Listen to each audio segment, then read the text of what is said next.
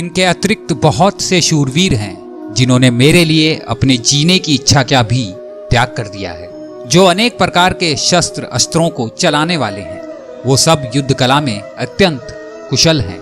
श्रीमद् भगवद गीता सार, पहला अध्याय, अर्जुन विषाद योग, 9वां श्लोक, तुलना। दुर्योधन आगे कहते हैं कि इसके अलावा भी हमारी सेना में बहुत बड़े बड़े शूरवीर हैं जो हमारे पक्ष से लड़ने के लिए इस युद्ध भूमि में आए हैं। ये सभी लोग तलवार, गदा, त्रिशूल और अनेक प्रकार के शस्त्रों को चलाने में निपुण हैं। युद्ध कैसे करना चाहिए, किस तरीके से करना चाहिए और युद्ध में क्या क्या नीति होनी चाहिए, ये सब इसमें बड़े कुशल हैं।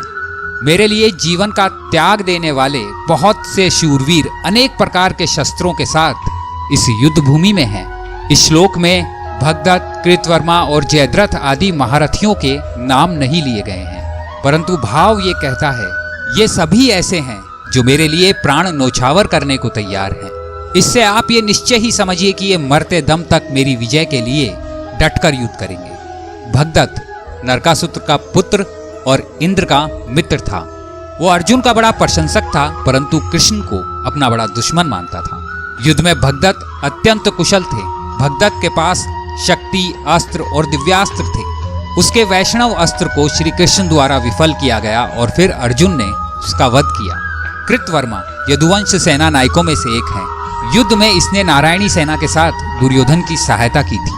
अनेक बार पांडव सेना को कृतवर्मा ने युद्ध विमुख किया और पराजित किया।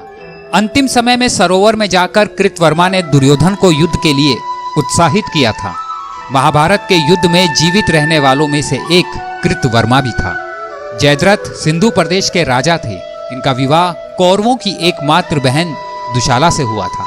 जयद्रथ को यह वरदान प्राप्त हुआ था कि जयद्रथ का वध कोई सामान्य व्यक्ति नहीं कर पाएगा।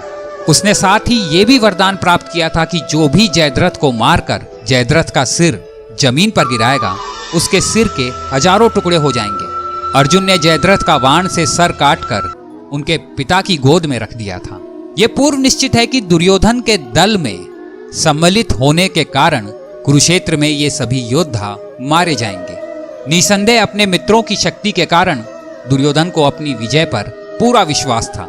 एक दुष्ट का अभिमान कहता है कि इतनी विशाल सेना और प्रमुख वीर मेरे लिए प्राण न्योछावर करने को तैयार हैं। सभी जानते हैं भीष्म पितामह कौरवों की ओर से युद्ध ना करते तो कितने लोग वास्तव में दुर्योधन के साथ युद्ध के लिए तैयार होते।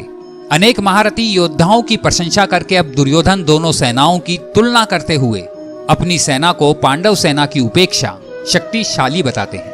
दुर्योधन की बातें सुनकर जब द्रोणाचार्य कुछ भी नहीं बोले, तब अपनी चालाकी ना चल सकने के कारण दुर्योधन के मन में क्या विचार आता है, इसको संजय आगे के श्लोक में कहते हैं।